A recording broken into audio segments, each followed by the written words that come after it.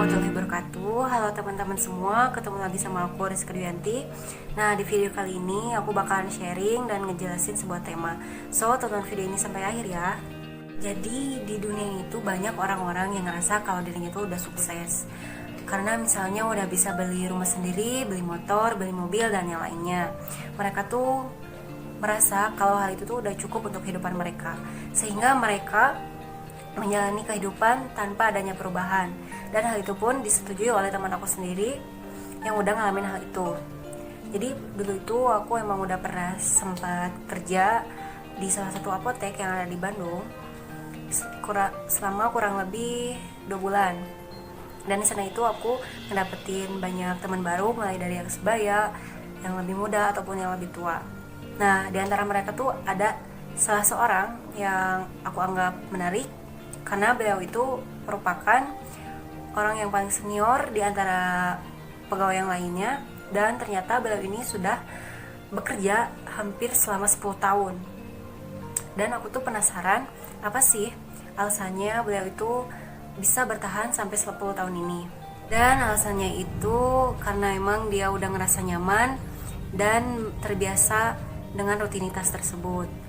Nah, pada saat dia lulus sekolah, dia langsung mencoba melamar di apotek ini, walaupun dia nggak mempunyai basic farmasi, tetapi dia tetap mencoba, dan akhirnya dia pun diterima dan bisa bertahan sampai saat ini. Di kesehariannya dia itu menjalani kehidupan dengan aman, nyaman, dan bahagia. Walaupun terkadang dia itu dihinggapi oleh rasa kejenuhan dan bosan, tetapi dia itu menghiraukannya dan memutuskan untuk terus menjalaninya. Ternyata teman aku yang satu ini tuh sudah terjebak di zona nyaman. Mungkin kalian udah gak asing lagi sama apa itu zona nyaman. Jadi zona nyaman itu adalah keadaan dimana seseorang ngerasa terbiasa dan nyaman karena dapat mengontrol lingkungannya. Biasanya di kondisi ini, seseorang tersebut jarang mengalami tekanan yang bisa membuat stres. Nah, di sini tuh ada kata-kata mengatakan bahwa kenyamanan adalah perangkap besar dan keluar dari zona nyaman merupakan tantangan terbesar. Kenapa demikian? Karena memang pada saat kita mengalami kenyamanan, kita akan merasakan kebahagiaan, aman, tentram, yang justru perasaan itu merupakan sebuah jebakan. Dan pada saat kita mencoba untuk keluar dari zona nyaman, kita akan dihadapkan dengan berbagai tantangan yang akan kita hadapi, dan hal itu pun akan cukup sulit untuk kita atasi. Dan tantangan yang paling berat itu adalah melawan kata hati dan ego kita sendiri yang memberanikan diri untuk keluar dari zona nyaman tersebut. Tapi apabila kita tetap memutuskan tidak ingin keluar dari zona nyaman, kita akan mengalami berbagai kerugian. Seperti yang pertama itu, kita akan dilanda kejenuhan dan kebosanan. Karena pada zona nyaman, kita akan mengulangi rutinitas yang sama setiap hari.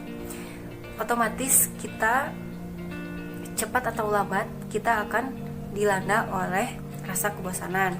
Nah, dan yang kedua adalah tidak berkembang.